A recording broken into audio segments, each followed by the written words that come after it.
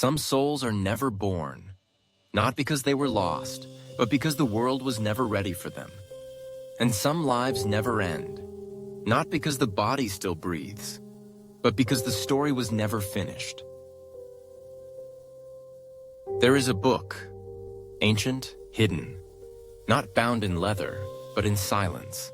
It holds the stories the world forgot to write down, the lives unlived, the voices unheard, the souls who almost came, and the ones who stayed long after they were supposed to leave.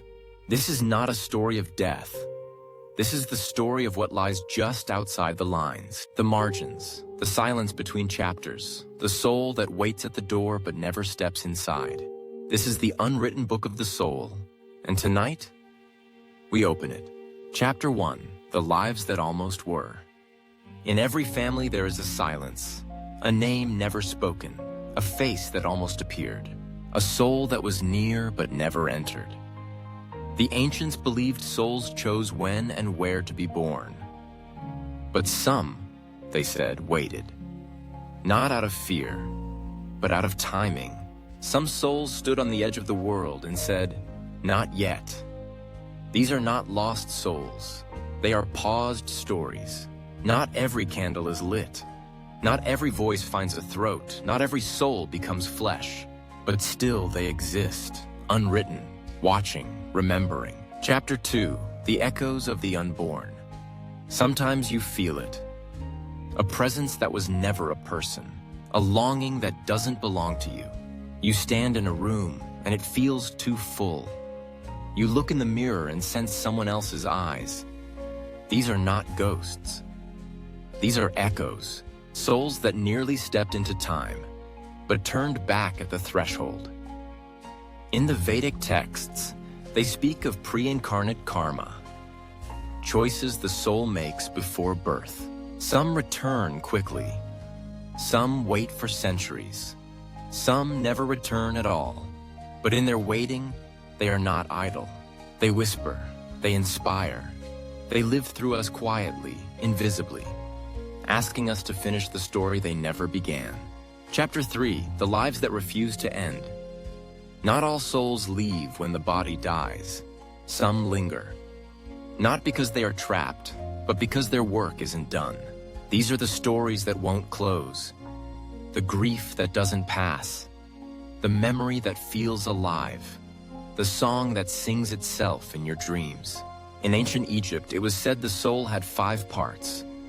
One of them, the Ba, could leave the body after death, but return if called by unfinished love. Some call them ancestors, others muses, but truly, they are the continuing ones, the ones whose story still flows, long after the page has ended. Chapter 4, The Soul That Waits. What is a soul that chooses not to be born? In ancient thought, the soul was not an accident. It was a willful traveler, a seeker of form. But not every soul seeks body right away. Some wait. For a mother strong enough to hold them. For a father soft enough to hear them. For a time, a place, a generation in which they can become. And until then, they live in the threshold. Not in time, not in space, but in the waiting place, where stories have not yet begun. But the longing is already strong. The ancients called this aion eternal time, waiting to become chronos. The unborn live in aion, not as emptiness, but as possibility. Chapter 5, The Secret Chapters, Lives Within Lives.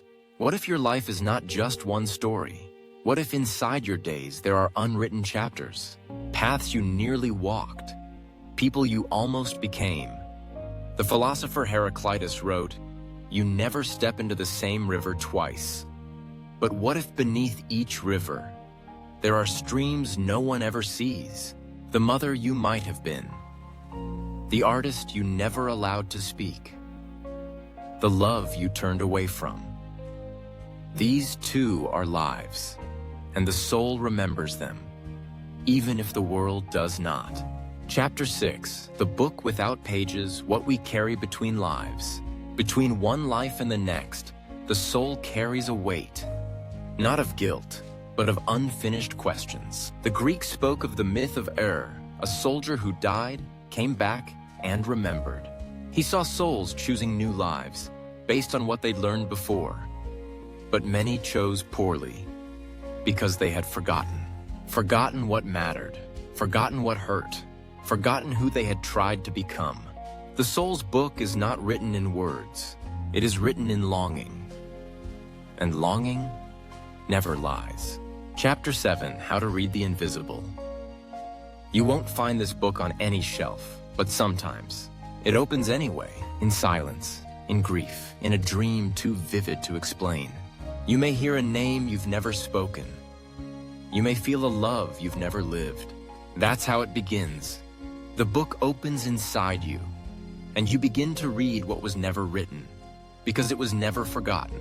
Chapter 8, Why Some Lives Never End. The soul does not end when the body dies, and not all lives fade.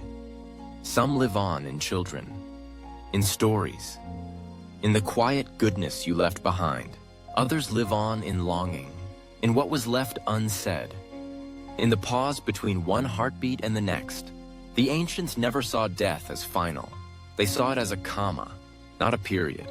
And some souls never stop writing, because there is still more to say. Closing reflection. What will you write? The unwritten book of the soul is not blank. It waits for you. Not with ink, but with presence. Your kindness writes a line. Your sorrow etches a truth. Your silence leaves space for something deeper to speak. And perhaps, in the end, the soul is not here to finish the book, but simply to begin it well. Write what only your soul can write. Live what only you were born to become. And when it is time, may your story be remembered. Not because it was perfect, but because it was true.